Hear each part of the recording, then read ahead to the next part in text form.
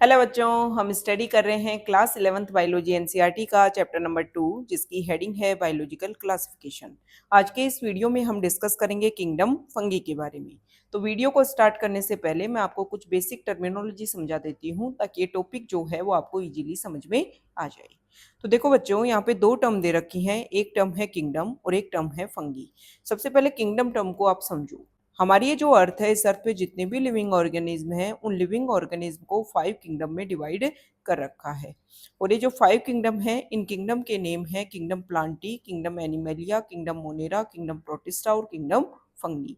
ये जो kingdom fungi है ये सबसे लेटेस्ट मतलब 5th नंबर का किंगडम है जिसको बनाया गया था 1969 में आर.एच. विटेकर ने, जब 5 किंगडम क्लासिफिकेशन दिया था। आर.एच. विटेकर जो है वो किंगडम प्लांटी को स्टडी कर रहे थे और उन्होंने देखा कि किंगडम प्लांटी के कुछ मेंबर्स जो हैं उनमें सेल वॉल जो है वो काइटिन की बनी होती है और जिनमें काइटिन के सेल वॉल है वो फोटोसिंथेसिस भी नहीं करते हैं। जैसा कि हमें पता है कि किंगडम प्लांटी के जो मेंबर्स होते हैं उनका एक यूनिक कैरेक्टर होता है फोटोसिंथेसिस करना, जिसको हम बोलते हैं ऑटोट्रोपिक न्यूट्रिशन। मींस प्लांट जो है वो सनलाइट का यूज करके अपना फूड खुद बना लेते हैं। अब किंगडम प्लांटी के वो मेंबर जिनमें फोटोसिंथेसिस नहीं देखने को मिल रहा था, उन्हीं मेंबर्स में जो सेल वॉल है वो काइटिन की बनी हुई थी। तो आर.एच. विटेकर ने ये बोला कि ये मेंबर्स जो हैं वो किंगडम प्लांटी के मेंबर जैसे नहीं हैं, तो इनको सेपरेट करके एक नया किंगडम बनाया जाना चाहिए। और तब जाकर के 5th नंबर का किंगडम बना और किंगडम का नेम रखा गया फंगी। और इसमें जो मेंबर्स आए वो मेंबर्स जो हैं वो हेटेरोट्रोपिक न्यूट्रिशन शो करते हैं, मतलब अपना फूड जो है वो अदर ऑर्गेनिज्म से लेते हैं। और मेनली फंगी के जो मेंबर्स होते हैं वो डेड डिकेइंग मैटर से अपना फूड लेते हैं और डेड डिकेइंग मैटर पे वो एंजाइम्स जो हैं उनको डालते हैं, उनसे उनका ब्रेक डाउन करते हैं और फिर जो डेड डिकेइंग मैटर का जो पार्ट है उसको डाइजेस्ट करते हैं और फिर उसको सक कर लेते हैं। इसको बोलते हैं सेप्रोफिटिक न्यूट्रिशन। तो किंगडम फंगी के जो मेंबर्स होते हैं वो सेप्रोफिटिक न्यूट्रिशन शो करते हैं। इसके अलावा आप एक बात और याद रखो, किंगडम फंगी के जो मेंबर्स होते हैं वो मल्टी सेलुलर होते हैं। वैसे इस बात को याद करने की जरूरत नहीं है क्योंकि किंगडम फंगी के जो मेंबर्स होते हैं उनको निकाला गया था किंगडम प्लांटी में से, और किंगडम प्लांटी जो है उसके मेंबर्स पहले से ही मल्टी सेलुलर होते हैं। किंगडम एनिमलिया जो है उसके मेंबर्स में मल्टी सेलुलर होते हैं। किंगडम मोनेरा जो है उसमें सारे के सारे प्रोकैरियोट्स आते हैं और किंगडम प्रोटिस्टा जो है उसमें यूनिसेलुलर यूकैरियोट्स आते हैं। तो किंगडम फंगी के जो मेंबर्स होते हैं वो मल्टी सेलुलर ऑर्गेनिज्म होते हैं, लेकिन एक एक्सेप्शन होता है और एक्सेप्शन का नेम है यीस्ट। यीस्ट जो है वो यूनिसेलुलर फंगी होता है। तो ये कुछ बेसिक बातें मैंने आपको बताई हैं किंगडम फंगी के बारे में।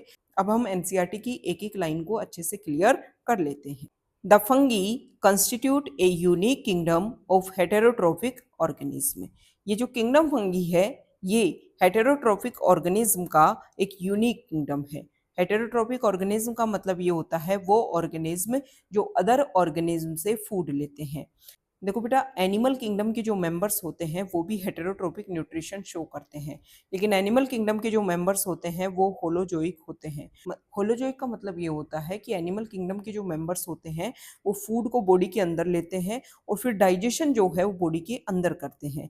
लेकिन फंगी के जो मेंबर्स होते हैं वो क्या करते हैं, वो अपनी बॉडी में से एंजाइम्स को निकालते हैं और फिर डेड डिकेइंग मैटर पर अपने एंजाइम्स को डालेंगे, वहां पर उसका डाइजेशन करेंगे और फिर उस पार्ट को जो है वो शक कर लेते हैं।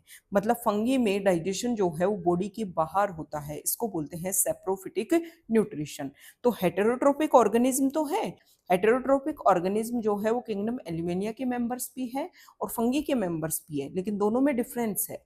जो एनिमलिया के मेंबर्स हैं उनमें डाइजेशन बॉडी के अंदर होता है, लेकिन फंगी जो है वो डाइजेशन बॉडी के बाहर करता है। मतलब कॉम्प्लेक्स मटेरियल का ब्रेकडाउन जो हमारी बॉडी में डाइजेशन के थ्रू होता है वो फंगी की बॉडी में अंदर नहीं होता है, वो बाहर ही हो जाता है और फिर जो डाइजेस्टेड पार्ट है उसको शक कर लेती है फंगी। इसको बोलते हैं सेप्रोफिटिक न्यूट्रिशन।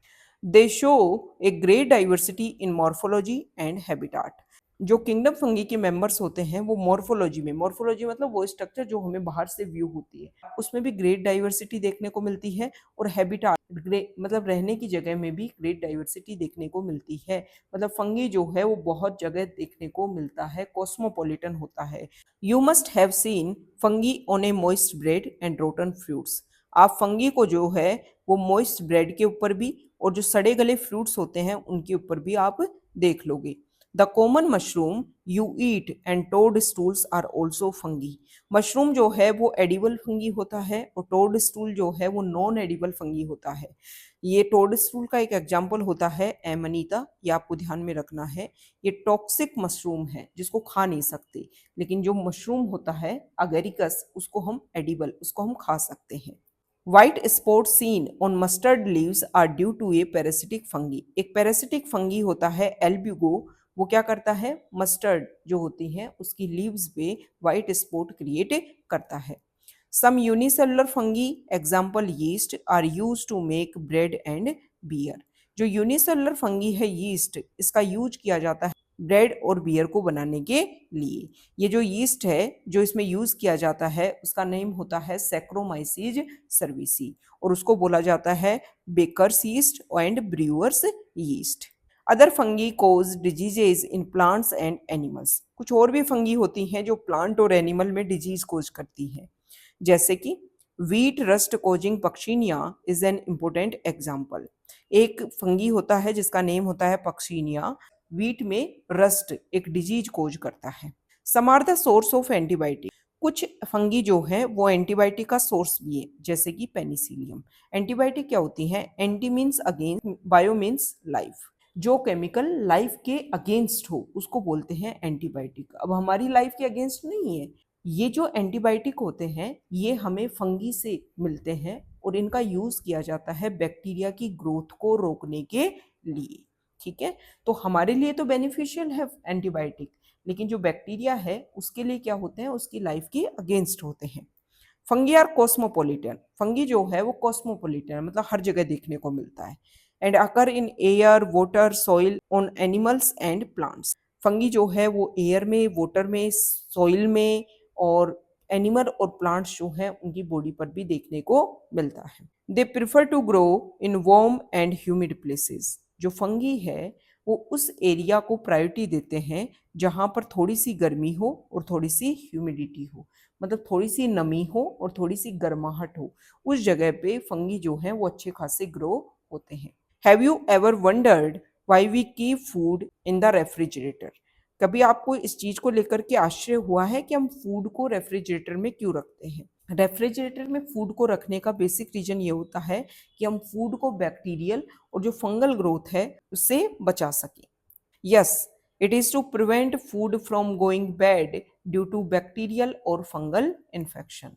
रेफ्रिजरेटर में फूड को रखने का बेसिक रीजन क्या है, जो अभी बताया कि बैक्टीरिया और फंगल इन्फेक्शन जो है वो ना हो, जिसकी वजह से अगर ये इन्फेक्शन हो जाएगा तो फूड खराब हो जाएगा। तो उस इन्फेक्शन से बचाने के लिए फूड को रेफ्रिजरेटर में रखा जाता है। With the exception of yeast which are unicellular, fungi are filamentous. एक एक्सेप्शन है किंगडम फंगी में यीस्ट जो यूनिसेलुलर होता है। बचे हुए जो फंगी के मेंबर्स होते हैं वो फिलामेंटस स्ट्रक्चर होती है, मतलब बड़ी स्ट्रक्चर होती है, मल्टी सेलुलर होते हैं।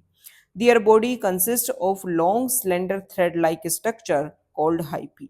इनकी जो बॉडी होती है उसमें एक लंबी धागे जैसी स्ट्रक्चर होती है जिसको हाइफी बोलते हैं, और जब हाइफी ऐसे पास पास में आकर के स्ट्रक्चर बनाते हैं तो उसको बोलते हैं mycelium. The network of hyphae is known as mycelium. Hyphae का जब नेटवर्क बनता है, जाल बनता है, तो उसको बोलते हैं माइसीलियम।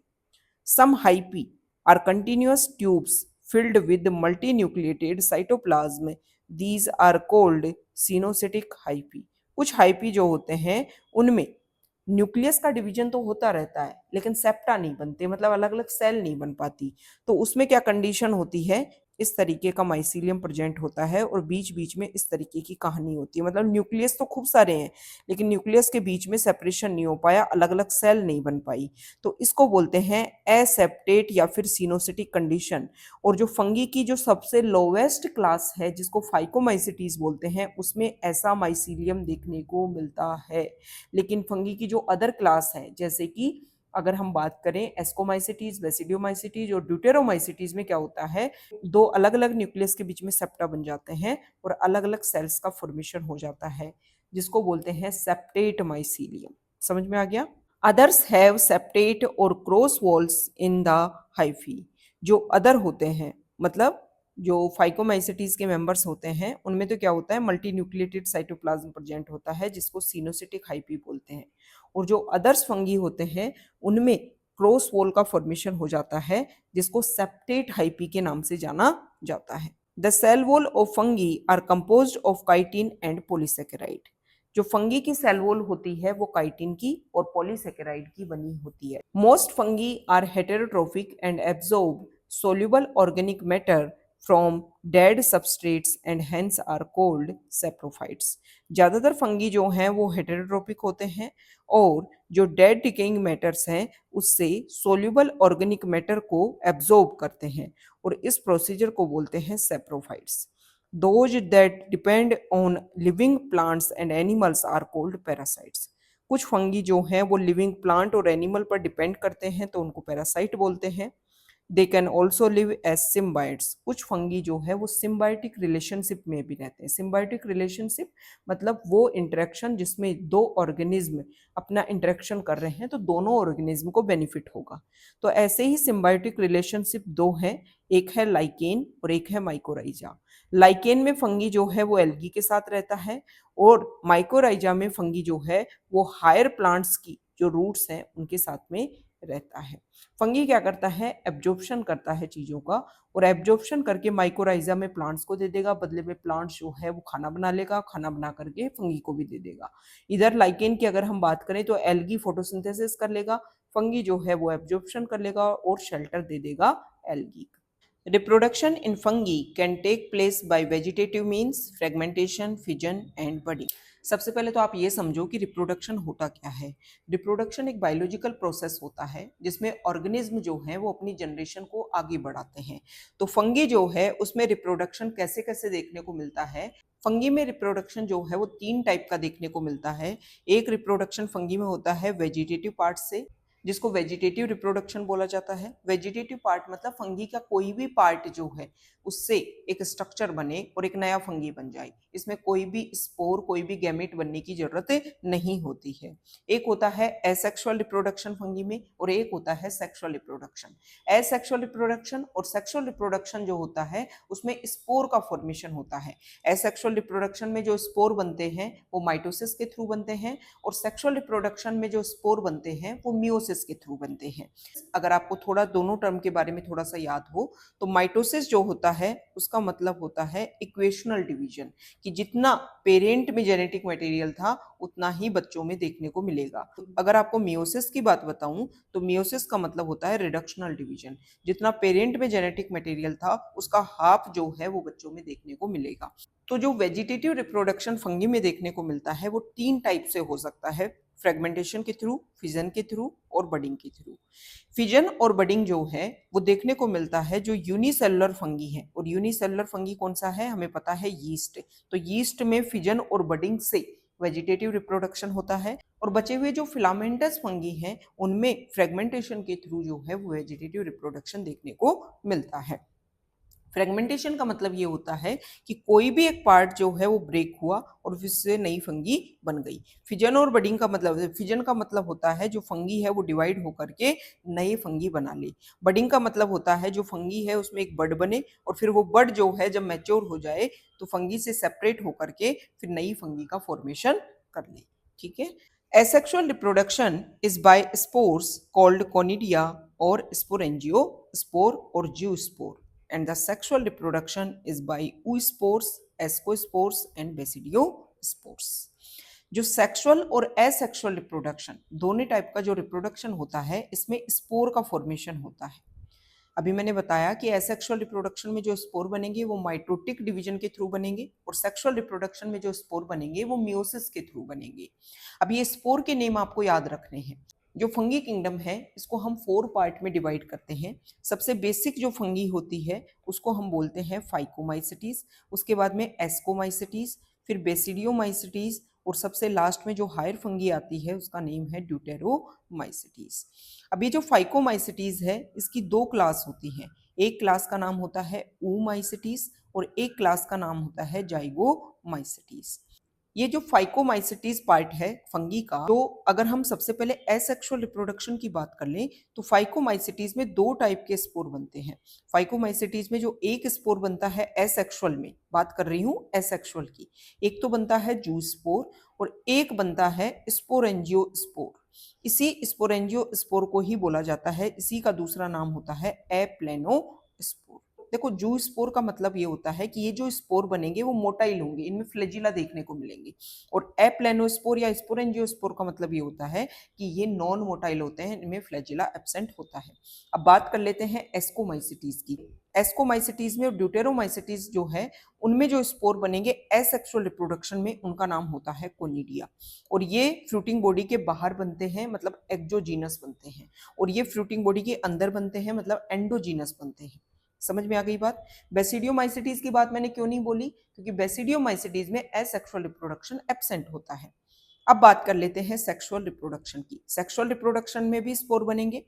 जो फाइकोमाइसिटीज है उसमें फिर से दो टाइप के स्पोर बनते हैं, एक तो बनते हैं ऊस्पोर और एक बनते हैं जाइगोस्पोर। मैं बात कर रही हूँ सेक्सुअल रिप्रोडक्शन की। अब बात कर लेते हैं एस्कोमाइसिटीज की। एस्कोमाइसिटीज में जो स्पोर बनेंगे उनको बोला जाता है एस्कोस्पोर, और बेसिडियोमाइसिटीज में जो स्पोर बनेंगे उनको बोला जाता है बेसिडियोस्पोर। ड्यूटेरोमाइसिटीज में सेक्सुअल रिप्रोडक्शन एब्सेंट होता है। ठीक है, तो ये मैंने बेसिक बातें बता दी हैं कि किस तरीके से स्पोर का फॉर्मेशन होता है। तो यहाँ पे यही बोला गया है कि एसेक्सुअल रिप्रोडक्शन जो है वो भी स्पोर के थ्रू होता है, और उन स्पोर को बोलते हैं हम कोनिडिया, जो एस्कोमाइसिटीज में और ड्यूटेरोमाइसिटीज में बनेंगे। और स्पोरेंजियोस्पोर और जूस्पोर ये दोनों के दोनों जो है वो फाइकोमाइसिटीज में बनेंगे। और सेक्सुअल रिप्रोडक्शन जो है उसमें भी स्पोर बनेंगे, जिसमें बनेंगे ऊस्पोर और एक बनता है जाइगोस्पोर। ये तो बनेगा फाइकोमाइसिटीज क्लास में। एस्कोस्पोर बनेगा एस्कोमाइसिटीज क्लास में, और बेसिडियोस्पोर बनेगा बेसिडियोमाइसिटीज क्लास में। The various spores are produced in distinct structure called fruiting bodies. अब ये जो स्पोर है ना वो एक स्पेशल स्ट्रक्चर में बनते हैं, और उन स्ट्रक्चर को बोलते हैं fruiting bodies. The sexual cycle involves the following 3 step. जो सेक्सुअल रिप्रोडक्शन होता है फंगी में उसमें 3 स्टेप होते हैं, जिसके बारे में हम नीचे पढ़ेंगे। तो सबसे पहला स्टेप होता है, इनमें कोई स्पेसिफिक सेक्स ऑर्गन तो बनते नहीं है फंगी में।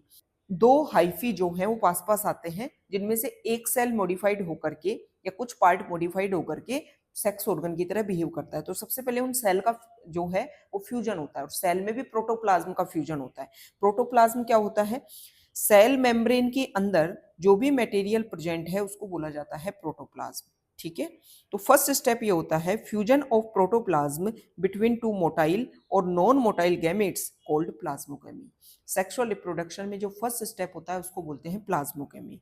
इसमें दो सेल जो हैं उनके प्रोटोप्लाज्म का आपस में फ्यूजन होता है। ये जो सेल हैं, ये जो गैमेट हैं, वो मोटाइल भी हो सकते हैं और नॉन मोटाइल भी हो सकते हैं। उसके बाद में जब प्रोटोप्लाज्म मिल गए तो फिर दोनों सेल के जो जेनेटिक मटेरियल हैं वो आपस में फ्यूज होंगे। Fusion of two nuclei called karyogamy. उसके बाद में जेनेटिक मटेरियल आपस में फ्यूज होता है, उसको बोलते हैं कैरियोगेमी।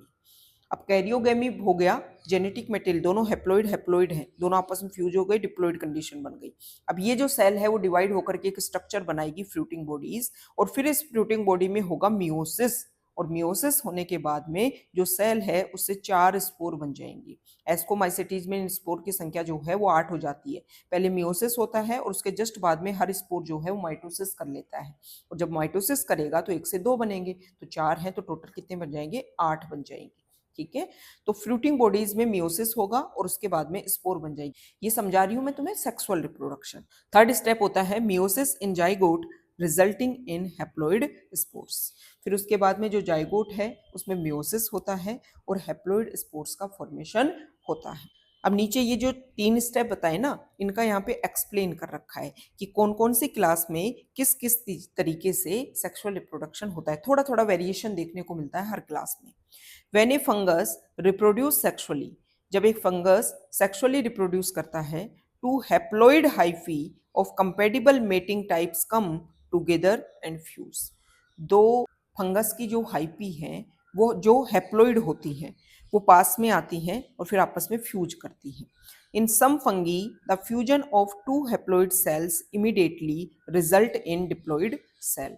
कुछ फंगी में जैसे ही दोनों हाइफी पास में आई, जैसे ही फ्यूजन हुआ, वैसे ही जो जेनेटिक मटेरियल है वो भी फ्यूज हो जाता है और सेल बन जाती है डिप्लॉइड। ऐसा देखने को मिलता है फाइकोमाइसिटीज में। मतलब फाइकोमाइसिटीज में N+N कंडीशन ज्यादा देर तक नहीं देखने को मिलती है। जैसे ही सेल का प्रोटोप्लाज्म फ्यूज हुआ वैसे ही न्यूक्लियस जेनेटिक मटेरियल फ्यूज हो गया, तो वहां पे सीधी ही क्या बनती है, डिप्लॉइड कंडीशन बनती है। However, in other fungi, Ascomycetes and Basidiomycetes, an intervening dikaryotic stage N+N, that means 2 nuclei per cell. जो एस्कोमाइसिटीज और बेसिडियोमाइसिटीज में क्या होता है, जैसे ही दो सेल आपस में फ्यूज होती हैं तो पहले उनका प्रोटोप्लाज्म फ्यूज होगा और फिर कुछ टाइम के बाद में जो है वो जेनेटिक मटेरियल फ्यूज होगा, तो वहां पे ये डाइकैरियोन स्टेज देखने को मिलती है N+N। एस्कोमाइसिटीज में कुछ टाइम के लिए, बेसिडियोमाइसिटीज में कुछ ज्यादा देर के लिए N+N कंडीशन देखने को मिलती है। Such a condition is called a dikaryon. ऐसी कंडीशन को N+N कंडीशन को बोला जाता है dikaryon stage. And the phase is called dikaryophase of fungus. और ये जो फेज है इसको बोला जाता है डाइकैरियोफेज ऑफ फंगस। डाई का मतलब होता है टू, कैरियोन का मतलब होता है न्यूक्लियस। एक ही सेल में दो न्यूक्लियस जो है वो दिखते हैं, इसलिए इसको बोलते हैं dikaryophase. Later the parental nuclei fuse. फिर कुछ टाइम के बाद में जो न्यूक्लियस है वो फ्यूज हो जाते हैं and the sales become diploid. और जो सेल है वो डिप्लॉइड बन जाती है। The fungi form fruiting bodies in which reductional division occurs. अब ये जो सेल बनी ना, जो डिप्लॉइड बन गई, अब इसमें डिवीजन होगा, माइटोटिक डिवीजन होगा और फिर स्ट्रक्चर बन जाएगी, या तो ऐसी स्ट्रक्चर बनेगी या फिर ऐसी स्ट्रक्चर बनेगी। जो बेसिडियोमाइसिटीज होती है उसमें तो ऐसी स्ट्रक्चर बनती है, जो एस्कोमाइसिटीज होती है उसमें ऐसी स्ट्रक्चर बनती है। तो ये फ्रूटिंग बॉडी है। अब इसमें जो न्यूक्लियस है जो आया उसमें क्या होगा, मियोसिस होगा, और मियोसिस होने के बाद में हमें पता है कि 4 बन जाते हैं एक से, और इसमें भी 4 बन जाएंगे, इस तरीके से अरेंज हो जाएंगे। ठीक है, तो बेसिडियोमाइसिटीज में जो स्पोर है वो तो बाहर बनेंगे, मतलब एक्सोजीनस होते हैं, और एस्कोमाइसिटीज में स्पोर जो है वो अंदर बनेंगे, मतलब एंडोजीनस होते हैं। तो जो फ्रूटिंग बॉडी बनी, अब उसमें रिडक्शन डिवीजन हो जाएगा। रिडक्शन डिवीजन मतलब meiosis, leading to formation of haploid spore. और फिर क्या बन जाएंगे, हैप्लॉइड स्पोर बन जाएंगे। फिर फ्रूटिंग बॉडी फटेगी अगर अंदर स्पोर बन रहे हैं, या फिर बाहर बन रहे हैं तो जो स्पोर है उससे डिटैच होंगे, फिर स्पोर जो है वो जर्मिनेट करके दोबारा से क्या बना देंगे, नई फंगी बना देंगे। अब ये जो फंगी की मैंने 4 क्लास बताई ना आपको, इनका बेसिस क्या है, किस बेसिस पे फंगी की 4 क्लास बनाई गई हैं, उनका यहाँ पे बता रखा है। The morphology of the mycelium. जो माइसीलियम होता है, माइसीलियम क्या होता है, नेटवर्क ऑफ हाइफी। एक थ्रेड लाइक स्ट्रक्चर होती है फंगी में, जब ये थ्रेड लाइक स्ट्रक्चर आपस में मीट करती है तो माइसीलियम बनाती है। तो सबसे पहले माइसीलियम की मॉर्फोलॉजी देखते हैं। देखो बच्चों, जब इस वीडियो को स्टार्ट किया था तब मैंने स्टार्टिंग में समझाई थी कि जो फंगी होते हैं उनमें 2 कंडीशन देखने को मिलती है। या तो माइसीलियम ऐसा होगा कि न्यूक्लियस प्रेजेंट तो है लेकिन उनका सेपरेशन नहीं, अलग अलग सेल में डिवाइड नहीं है, या फिर कैसा होगा, इस तरीके की कंडीशन होगी और सेप्टा होंगी। ठीक है, तो ऐसे को तो बोलते हैं एसेप्टेड और ऐसे को बोलते हैं सेप्टेड माइसीलियम। तो जो लोअर फंगी है फाइकोमाइसिटीज, उसमें तो एसेप्टेड एसिनोसिटिक कंडीशन होती है, और जो हायर फंगी है उनमें ये कंडीशन देखने को मिलती है। नेक्स्ट है मोड ऑफ स्पोर फॉर्मेशन, कि स्पोर कैसे बने। जो स्पोर बन रहे हैं ना किसी भी फंगी में, वो एसेक्सुअल वाले हैं, सेक्सुअल वाले हैं, कैसे उनका फॉर्मेशन हुआ है, इसके बेसिस पे। एंड फ्रूटिंग बॉडीज, और फ्रूटिंग बॉडीज जो हैं, तो ये 3 बेसिस हो गए फंगी को वेरियस क्लासेस में डिवाइड करने की। कौन कौन से हो गए, एक तो morphology of the mycelium, mode of spore formation and fruiting bodies. Phycomycetes, अभी मैंने बताया कि जो किंगडम फंगी है उनको हम 4 क्लास में डिवाइड करते हैं, और जो फाइकोमाइसिटीज क्लास है ये सबसे लोअर फंगी वाली क्लास होती है। मतलब इसमें वो फंगी इंक्लूडेड है जिनका सबसे पहले फॉर्मेशन हुआ होगा। ये जो फाइकोमाइसिटीज क्लास है इसको 2 सब क्लास में डिवाइड करते हैं। एक क्लास का नेम है oomaइसिटीज और एक क्लास का नेम है जाइगोमाइसिटीज। ये जो oomaइसिटीज सब क्लास है इसमें सेल वॉल जो है वो सेलुलोज की बनी होती है, इसलिए oomaइसिटीज सब क्लास को जो है वो एल्गल फंगी के नाम से भी जानते हैं। Members of Phycomycetes are found in aquatic habitats and on decaying wood in moist and damp places और as obligate parasite on plants. बताया गया है कि फाइकोमाइसिटीज के जो मेंबर्स है वो कहाँ कहाँ पर देखने को मिलते हैं। तो फाइकोमाइसिटीज के मेंबर्स जो हैं वो एक्वेटिक हैबिटाट्स मींस पानी में देखने को मिलते हैं। इसके अलावा मॉइस्ट और डैम्प प्लेसेस पे जो डिकेइंग वुड रहती हैं उनके ऊपर ये ग्रो करते हैं, और प्लांट पर ओब्लिगेट पैरासाइट के फॉर्मेट में भी ये ग्रो करते हैं। The mycelium is aseptate and coenocytic. Mycelium क्या होता है? Body structure. हमें पता है कि जो फंगी है उनमें एक सिंगल थ्रेड लाइक स्ट्रक्चर को हाइफी बोलते हैं, और जब ये हाइफी का नेटवर्क बनता है तो उसको माइसीलियम बोलते हैं। तो फाइकोमाइसिटीज क्लास का जो माइसीलियम होता है वो एसेप्टेट और सिनोसिटिक होता है। आप तो ऐसे समझो ये माइसीलियम है, इसमें बीच में सेप्टा नहीं बनते, न्यूक्लियस जो है वो इस तरीके से प्रेजेंट होते हैं। इसको मल्टी न्यूक्लिएटेड या फिर सिनोसिटिक कंडीशन बोलते हैं। मतलब कैरियोकाइनेसिस जो है वो साइटोकाइनेसिस के द्वारा फॉलो नहीं किया जाता है। अगर सेल डिवीजन के बारे में आपको थोड़ा सा पता है तो एक सेल जब डिवाइड करती है तो सबसे पहले अपने जेनेटिक मटेरियल को डिवाइड करेगी और उसके बाद में उसका जो साइटोप्लाज्म है उसको वो डिवाइड करती है। तो ये फाइकोमाइसिटीज क्लास में जब मल्टी न्यूक्लिएटेड कंडीशन बनती है तो जेनेटिक मटेरियल तो डिवाइड होता जाता है, लेकिन इन जेनेटिक मटेरियल के बीच में सेप्टा का फॉर्मेशन नहीं होता है, जिसकी वजह से फाइकोमाइसिटीज क्लास का माइसीलियम जो है वो एसेप्टेट और सिनोसिटिक रहता है। अब बात की गई है फाइकोमाइसिटीज क्लास में रिप्रोडक्शन की। Asexual reproduction takes place by zoospores, वो मोटाइल होते हैं, और बाय एप्लेनोस्पोर्स नॉन मोटाइल।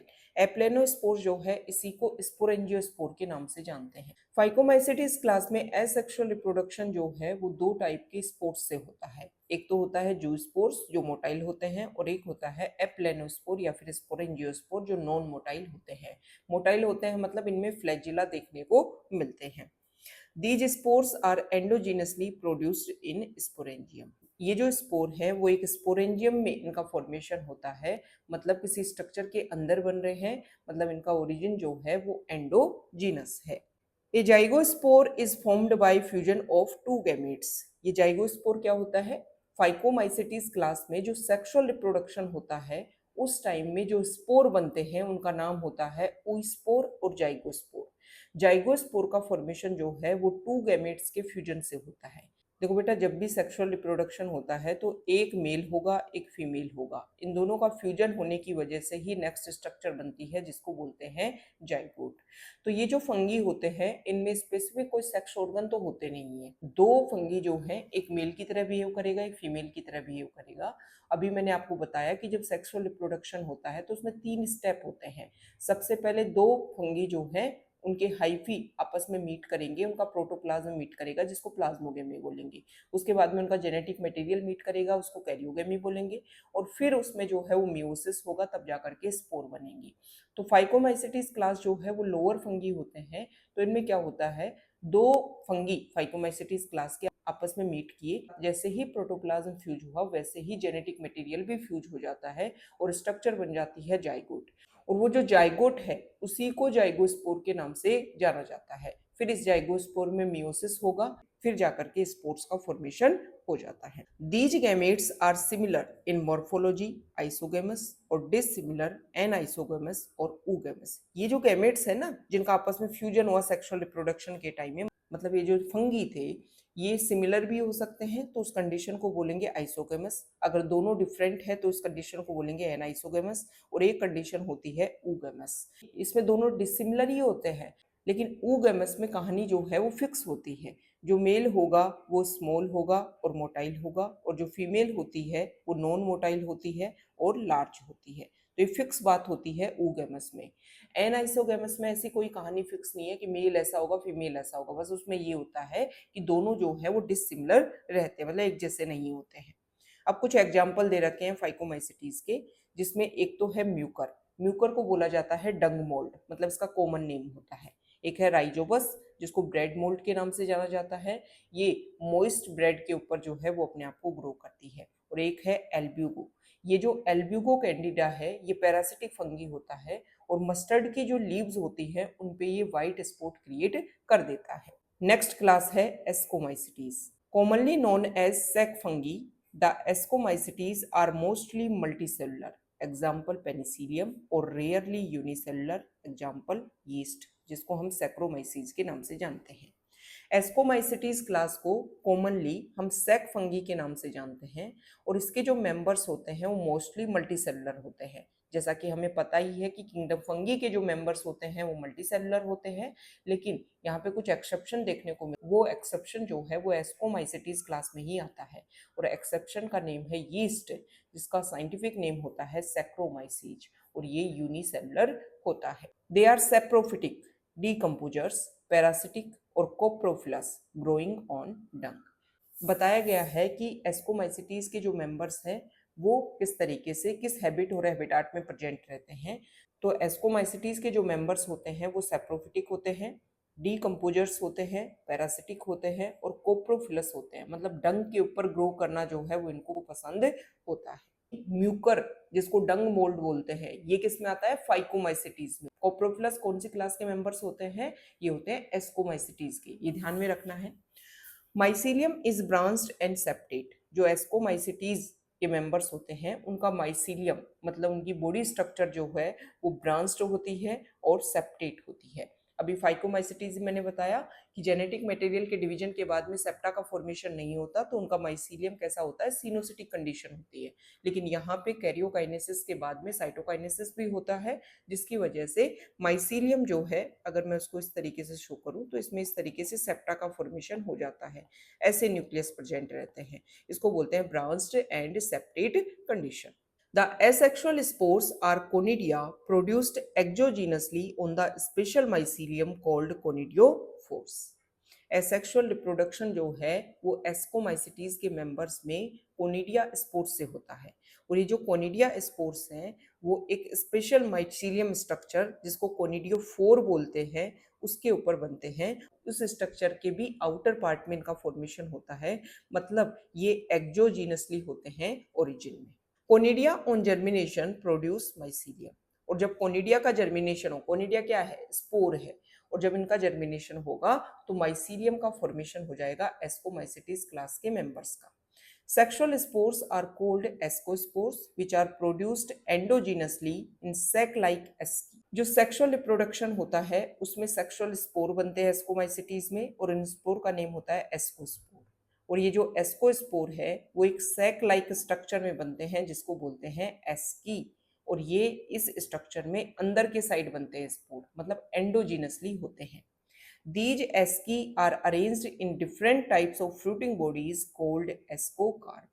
ये जो सैक लाइक स्ट्रक्चर है ना एस्की, ये अलग अलग टाइप की फ्रूटिंग बॉडीज पर अरेंज होती है, जिन फ्रूटिंग बॉडीज को बोलते हैं एस्कोकार्प। अब कुछ एग्जांपल दे रखे हैं एस्कोमाइसिटीज के, जैसे कि एक होता है एस्परजिलस। ठीक है, ये जो एस्परजिलस होता है इसको वीड ऑफ लेबोरेटरी के नाम से जाना जाता है और ये एक टॉक्सिन रिलीज करता है जिसको अफ्लाटॉक्सिन बोलते हैं। Claviceps and Neurospora. जो क्लेविसेप्स होता है इससे एक मोस्ट पोटेंट हेल्यूसिनेशन क्रिएट करने वाली ड्रग्स जो है ऑब्टेन की जाती है और उसका नाम होता है एलएसडी। न्यूरोस्पोरा जो है इसका जेनेटिक्स की स्टडी करने में काफ़ी ज़्यादा यूज़ किया जाता है, इसलिए न्यूरोस्पोरा को ड्रोसोफिला ऑफ प्लांट किंगडम के नाम से जाना जाता है। ड्रोसोफिला समझते हो, जिसके ऊपर थॉमस हंट मॉर्गन ने काम किया था। मेंडल ने जो रिजल्ट दिए थे डाइहाइब्रिड क्रॉस के बेसिस पर, उनको व्यू करने के लिए थॉमस हंट मॉर्गन ने ड्रोसोफिला पे स्टडी की थी। तो न्यूरोस्पोरा को ड्रोसोफिला ऑफ प्लांट किंगडम बोला जाता है क्योंकि फंगी जो है वो पहले प्लांट किंगडम में आते थे। अगर आपको थोड़ा सा बेसिक आइडिया हो, फाइव किंगडम क्लासिफिकेशन से पहले जो फंगी है वो प्लांट किंगडम के मेंबर्स थे। फिर देखा गया कि इनमें सेल वॉल जो है वो काइटिन की बनी होती है और ये फोटोसिंथेसिस भी नहीं करते हैं, तो इनको सेपरेट करके एक नया किंगडम बना दिया गया था। Neurospora is used extensively in biochemical and genetic work. जो न्यूरोस्पोरा है इसका बहुत ज्यादा यूज किया जाता है बायोकेमिकल और जेनेटिक वर्क में। Many members like morels and truffles are edible and are considered delicacies. इसी क्लास के कुछ मेंबर्स होते हैं मोरेल्स एंड ट्रफल्स, वो एडिबल होते हैं जिनको हम खा सकते हैं। देखो बेटा, यीस्ट जो इस क्लास का मेंबर है जो यूनिसेलुलर होता है उसका यूज किया जाता है ब्रेड और बियर बनाने के लिए। जो सैक्रोमाइसिस सर्विसी यूज किया जाता है उसको बेकर्स यीस्ट और ब्रूअर्स यीस्ट बोलते हैं। तो वहां पे ऐसा नहीं है कि यीस्ट को हम एडिबल कर रहे हैं, यीस्ट ने कुछ ऐसा प्रोसीजर किया जिसकी वजह से ब्रेड और बियर का फॉर्मेशन हुआ जो कंज्यूम किया जाता है। तो यीस्ट को ये नहीं बोलेंगे कि एडिबल है, डायरेक्टली यीस्ट को थोड़ा ना खा रहे हैं हम, यीस्ट जो है उसका यूज करके हम कुछ प्रोडक्ट बना रहे हैं। ठीक है, नेक्स्ट क्लास है बेसिडियोमाइसिटीज। ये जो बेसिडियोमाइसिटीज क्लास है इसमें एसेक्सुअल रिप्रोडक्शन एब्सेंट रहता है, लेकिन सेक्सुअल रिप्रोडक्शन देखने को मिलता है। और इसके बाद में जो क्लास हम स्टडी करेंगे ड्यूटेरोमाइसिटीज, उसमें सेक्सुअल रिप्रोडक्शन एब्सेंट रहता है, एसेक्सुअल रिप्रोडक्शन प्रेजेंट रहता है। ये बेसिक बातें हैं जो आपको पता होनी चाहिए। Commonly known forms of basidiomycetes are mushrooms, bracket fungi और पपपोल्स। बेसिडियोमाइसिटीज के जो कॉमनली नॉन फॉर्म्स हैं वो मशरूम होते हैं, ब्रैकेट फंगी होते हैं और या फिर पफबॉल्स होते हैं। They grow in soil, on logs and tree stumps and in living plant bodies as parasite. Example है रस्ट एंड स्मट। बेसिडियोमाइसिटीज के जो मेंबर्स हैं वो सॉइल में ग्रो करते हैं या फिर लॉग पे ग्रो करते हैं, ट्री स्टम्प पे ग्रो करते हैं या फिर जो लिविंग प्लांट बॉडीज हैं उसमें एज पैरासाइट के फॉर्मेट में ग्रो करते हैं। और पैरासाइट के दो एग्जांपल दे रखे हैं, एक है रस्ट और एक है स्मट। अब यहाँ पे दो टर्म है, एक तो लॉग है और एक ट्री स्टम है। एक प्लांट को हमने काट दिया तो उसका स्टेम वाला पार्ट जब गिरा रहता है तो इसको हम बोलते हैं लॉग। और एक प्लांट को हमने जो है वो रूट से थोड़े ऊपर वाले पार्ट से कट किया तो इस तरीके से उसका स्टेम रहता है और नीचे रूट से इस तरीके का पार्ट देखने को मिलता है बहुत बार, तो इसको हम बोलेंगे स्टम्प वाला पार्ट। तो इसके ऊपर बेसिडियोमाइसिटीज के मेंबर्स जो हैं वो ग्रो करते हैं। The mycelium is branched and septate. Basidiomycetes के जो मेंबर्स होते हैं उनका माइसीलियम भी ब्रांच्ड और सेप्टेट होता है, जैसा कि एस्कोमाइसिटीज के मेंबर्स में देखने को मिल रहा है। The asexual spores are generally not found. Asexual spore नहीं देखने को मिलते हैं क्योंकि अभी मैंने बताया एसेक्सुअल रिप्रोडक्शन एब्सेंट होता है। But vegetative reproduction by fragmentation is common. Vegetative reproduction जो है वो फ्रेगमेंटेशन के थ्रू होता है। बडिंग और फिजन के थ्रू जो है वो यूनिसेलुलर फंगी में देखने को मिलता है, मतलब यीस्ट में देखने को मिलता है। तो बचा एक पार्ट फ्रेगमेंटेशन जो फिलामेंटस फंगी में देखने को मिलता है। The sex organs are absent. वैसे तो हर फंगी में ही सेक्स ऑर्गन एब्सेंट होते हैं, लेकिन ये स्पेसिफिक लाइन बेसिडियोमाइसिटीज में लिख रखी है। बहुत बार ऐसा होता है कि तीन चार आपको कैरेक्टर्स बता देंगे और पूछ लेंगे कि कौन सी क्लास की बात की जा रही है, तो आपको ध्यान में रखना है कि बेसिडियोमाइसिटीज में सेक्स ऑर्गन्स एब्सेंट है। But plasmogamy is brought about by fusion of two vegetative or somatic cells of different strains or genotype. लेकिन जब सेक्सुअल रिप्रोडक्शन होता है तो प्लाज्मोगमी किसके बीच में देखने को मिलेगी? दो फंगी जो हैं उनकी जो वेजिटेटिव और सोमेटिक सेल्स हैं वो आपस में फ्यूज होती हैं। The resultant structure is dikaryotic which ultimately gives rise to basidium. फिर जब दो सेल्स फ्यूज हुई, प्रोटोप्लाज्म फ्यूज हुआ, प्लाज्मोगेमी हुई, फिर जो है वो उनके न्यूक्लियस प्रेजेंट रहेंगे। और जब एक सेल में दो न्यूक्लियस प्रेजेंट रहते हैं तो इसको डाइकैरियोटिक कंडीशन बोलते हैं। फिर ये जो है डाइकैरियोटिक कंडीशन जो है वो बेसिडियम को ग्रो करता है। Karyogamy and meiosis takes place in the basidium producing 4 basidiospores. उसके बाद में बेसिडियम जो है उसका फॉर्मेशन होता है और उसी बेसिडियम में कैरियोगेमी और मियोसिस जो है वो अकर होता है। फिर उस न्यूक्लियस में हो जाएगा मियोसिस, मतलब 4 स्पोर का फॉर्मेशन हो जाएगा। The basidiospores are exogenously produced on the basidium. जो बेसिडियोस्पोर्स सेक्सुअल रिप्रोडक्शन में बनते हैं वो बेसिडियम के बाहर बनते हैं, मतलब ओरिजिन कैसा है? Exogenously. The basidia are arranged in fruiting bodies called basidiocarp. ये जो बेसिडिया हैं वो फ्रूटिंग बॉडीज में अरेंज होते हैं जिनको बेसिडियोकार्प बोलते हैं। कुछ एग्जाम्पल हैं बेसिडियोमाइसिटीज के, जैसे कि अगेरिकस, ये एडिबल मशरूम होता है जिसको हम खाते हैं। अस्ट्रिलेगो जिसका कॉमन नेम स्मट होता है और पक्सीनिया जिसका कॉमन नेम रस्ट फंगस होता है। लास्ट क्लास है फंगी किंगडम की deuteromycetes. commonly known as imperfect fungi because only the asexual or vegetative phases of these fungi are known. Deuteromycetes जो है उसको हम इम्परफेक्ट फंगी के नाम से जानते हैं क्योंकि इसमें सिर्फ और सिर्फ एसेक्सुअल और वेजिटेटिव रिप्रोडक्शन ही देखने को मिलता है, सेक्सुअल रिप्रोडक्शन एब्सेंट होता है। When the sexual forms of these fungi were discovered, they were moved into classes they rightly belong to. बोला गया है कि ड्यूटेरोमाइसिटीज में जो मेंबर्स होते हैं अगर उनमें हमें सेक्सुअल रिप्रोडक्शन की फेज का पता चल जाए तो फिर उनको जिस क्लास से वो बिलोंग करते हैं उसमें उनको रख दिया जाता है। It is also possible that the asexual and vegetative stage have been given one name and placed under Deuteromycetes, and the sexual stage another and placed under another class. बोला गया है कि एसेक्सुअल और वेजिटेटिव स्टेज के basis पर हमने जो fungi है उसको ड्यूटेरोमाइसिटीज में रख दिया और सेक्सुअल स्टेज के बेसिस पर हम उसको दूसरी क्लास में भी रख सकते हैं। Later, when the linkages were established, the fungi were correctly identified and moved out of the deuteromycetes. और जब हमें एक प्रॉपरली लिंकिंग मिल जाए कि ये तो इसी क्लास से बिलोंग करता है, तो उस मेंबर को हम हटा करके उस प्रॉपर क्लास में रख देते हैं। Once perfect sexual stages of members of deuteromycetes were discovered, they were often moved to ascomycetes and basidiomycetes. जब उस फंगी की परफेक्ट स्टेज मतलब सेक्सुअल स्टेज पता चल जाए तो उस मेंबर को या तो एस्को में रख देंगे या बेसिडियो में। यहाँ पे फाइको का नाम क्यों नहीं बोला?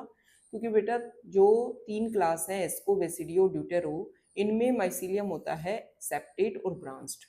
फाइको में होता है सिनोसिटिक कंडीशन। हमने कोई न्यू फंगी को डिस्कवर किया तो अगर उसमें सिनोसिटिक कंडीशन है फर्स्ट स्टेज में हम उसको किसमें रख देंगे? फाइकोमाइसिटीज में।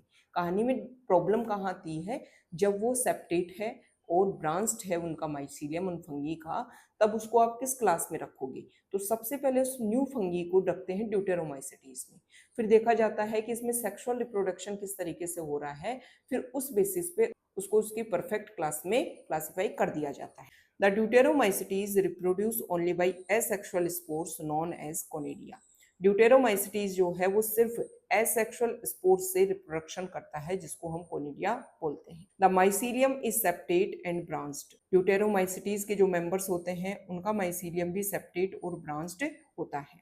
सम मेंबर्स आर सेप्रोफाइट्स और parasites while a large number of them are decomposers of litter and help in mineral cycling. ये जो ड्यूटेरोमाइसिटीज के जो मेंबर्स होते हैं उनमें से कुछ जो हैं वो सेप्रोफाइट्स होते हैं और पैरासिटिक फॉर्म में रहते हैं, लेकिन ज़्यादातर जो हैं वो डीकम्पोजर्स होते हैं लिटर के। लिटर मतलब जो वेस्टेज मटेरियल है और उसका ब्रेकडाउन करके मिनरल्स जो हैं उनको वापस सॉइल में या एनवायरनमेंट में रिलीज करते हैं, मतलब मिनरल साइक्लिंग में काफ़ी बड़ा रोल प्ले करते हैं। Some examples are Alternaria, Colletotrichum and Trichoderma. Deuteromycetes के कुछ एग्जाम्पल होते हैं अल्टरनेरिया। कोलेटोट्राइकम जो है वो शुगर केन में जो रेड रोड डिजीज होती है उसको कोज करता है। अल्टरनेरिया जो है वो early blight of potato disease cause करता है। और ट्राइकोडर्मा इसका हम यूज करते हैं रूट पैथोजन को रिमूव करने के लिए। इसके बारे में आप पढ़ोगे 12th में एक चैप्टर आता है जिसको बोलते हैं माइक्रोब्स इन ह्यूमन वेलफेयर, वहां पर इसकी स्टडी की जाती है। तो ये हमने किंगडम फंगी को कंप्लीट किया है। हर एक इम्पोर्टेंट फैक्ट को हमने यहाँ पर डिस्कस किया है। अगर आपको वीडियो अच्छा लगा है तो प्लीज़ वीडियो को लाइक कीजिए, शेयर कीजिए अपने फ्रेंड्स के साथ में। Thank you.